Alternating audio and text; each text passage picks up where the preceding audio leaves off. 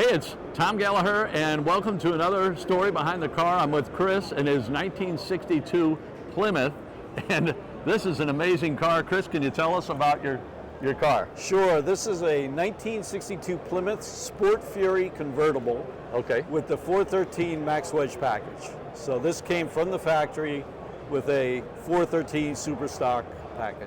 Wow. And I just was with Alan shooting his car, and he said that you've worked on this for 13 years, is that? I've owned this car for 13 years. This is the second time it's been out.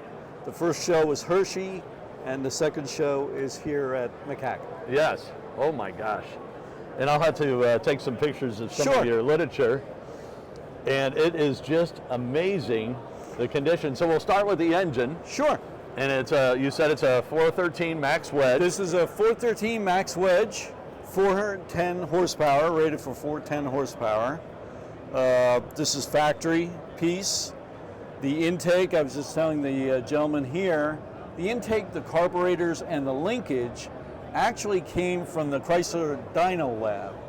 An engineer had taken that. This is a stage 1 intake. Okay. He had taken it, bought it, taken it home, put it in his closet for a future project.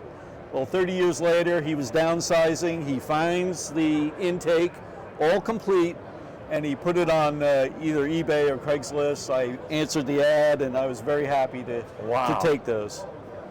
And tell me about the manifold. That's an interesting looking manifold. This is the stock Max Wedge manifold. The one over the car next to me is my friend's house. That's the rare tri-Y manifold. So this is a factory 3-inch dump. Okay. And if you were to look underneath the car, there are Laker pipes off the under the driver's and passenger side, where you can take the plate off and you're running 3-inch exhaust all the way out. And that is factory. That is from Chrysler.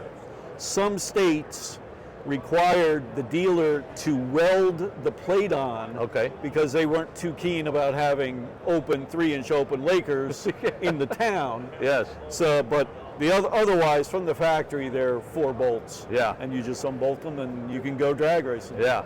And is yours still, can you still unbolt these? Oh yeah, I put factory bolts in. I did not, I'm from New Jersey. This car will never see the track again. But it's just a cool feature that came from the factory that way. These were essentially factory race cars. What makes this one unique is it's in a convertible. Yeah. Wow. And the Sport Fury is the highest level of trim at the time. Okay. So it's kind of odd that Chrysler would put this into the highest level vehicle they had. If you were drag racing in the NHRA, right? This is a heavier class, heavier car. If you were going to drag in that class, you had to build some for the public. So that's really why this car is here, so they could go drag racing with convertibles. Yeah. Isn't that wild back then? Oh, it's crazy. It's crazy. In order to get through everything, they had to make one for street, one for... It's off the charts. When you really think about what this car represents, it's pretty amazing. Yes. And I overheard you speaking to some gentlemen when I was waiting to speak to you, and you were talking about how rare this vehicle is. Right. They built 13, there's 13 VIN numbers assigned to Sport Fury convertibles. Okay. There's only 2 known to exist. Okay. One is a red car with a white top that's shown as a drag car. Okay. This is the second car that's known to exist. And of course, I restored this back to stock. Yes. So there's only 2 known. This is the only triple black car. Wow. Black top, black interior, black exterior. And I want to move around to the side because I was admiring the top before, and it's just beautiful. And it's odd looking to have a black car with a black convertible top. At least to me, it's odd. Yeah. I mean, it's got full wheel covers on it. It's unique. Yeah. You can literally walk into the dealership, buy this, take it to the drag strip. And when you think about it, this was a pretty expensive car for the day because, like I said, this is the highest trim level. You're in a convertible, and you're paying a little more for the motor. Yes. Can I open the door, or can you open the door? I love the black seats with the red insert. That's just... This is a push-button Torqueflite automatic. Yeah. What's odd about this car is it doesn't have a radio. It didn't come from the factory with a radio. You would think a Sport Fury, which is a very high level, would have a radio. But if you're drag racing, you know, you're kind of looking to save some weight here and there. But I wonder if the guys at the plant said, hey, we're going to... Who knows? The purists will love it. I hit my light just to... The little blue book in there, that's the supplement that came in the glove box. Glove box, yeah. And that's the supplement for the 413. So that's only for 413 super stock cars. Yeah. That would have that inside the glove And look how box. small it is compared to nowadays with all the legal stuff they have to put in. And the instrument cluster is just beautiful. Yep, push button automatic on the left. This does have a heater. Okay. No air conditioning for Max Wedge cars. Right. And the interesting part, if you notice here, the trim, the aluminum trim matches what's here on the dash. Yes. The heater, the radio delete plate, I do not ever recall buying that or finding it. Yeah. But I am very grateful it's here because I've never seen another. And you know, without a radio, you certainly want to. I wanted to restore it back to stock. Yeah, and trying to find a radio delete panel like that. That matches, right? Because everything else is going to stick out like a store thumb. Yeah. Beautiful, beautiful interior. Thank you. And I mean, even here, the trim, and then you have trim on the bottom. Yeah. It's like any place they could put trim, these guys were finding a spot. Yeah. What condition was it in when you got it? It was a 50-year-old convertible, which if you can use your imagination, it sat outside for a while. Yeah.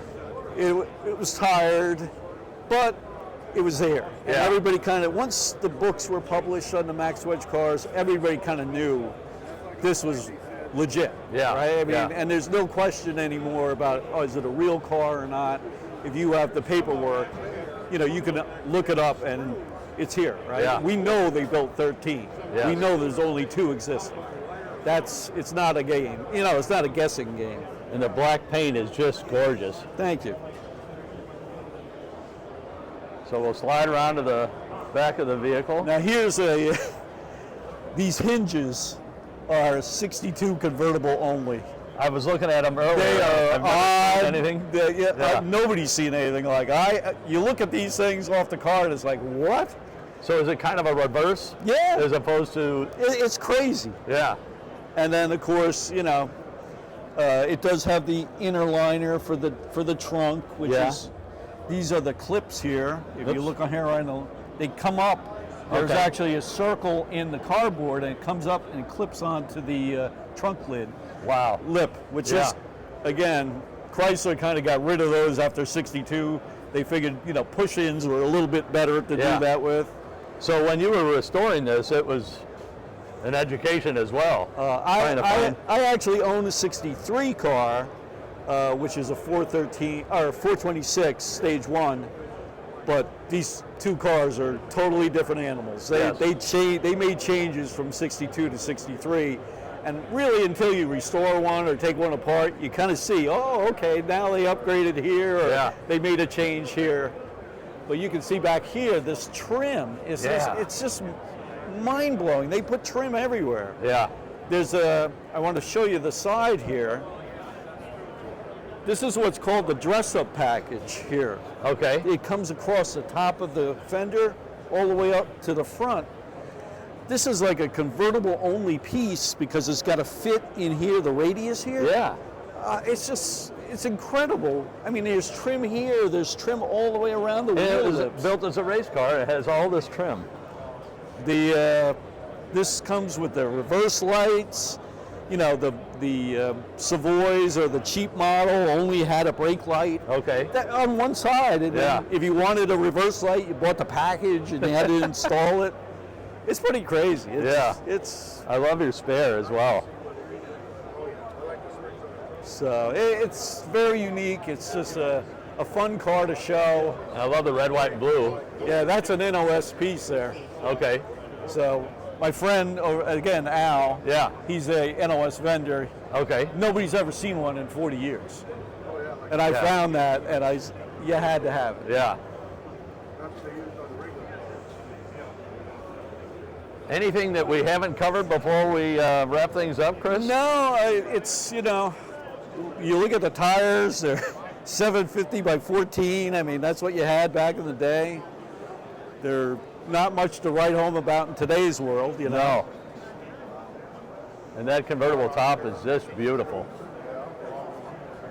But yeah, it's, you know, it's a labor of love. Yeah. It really is. I'm very happy it's here. Wonderful. Well, Chris, thank you so much for sharing your car with us and telling us the story behind your car. Thank you very much. I appreciate it. Yes, sir.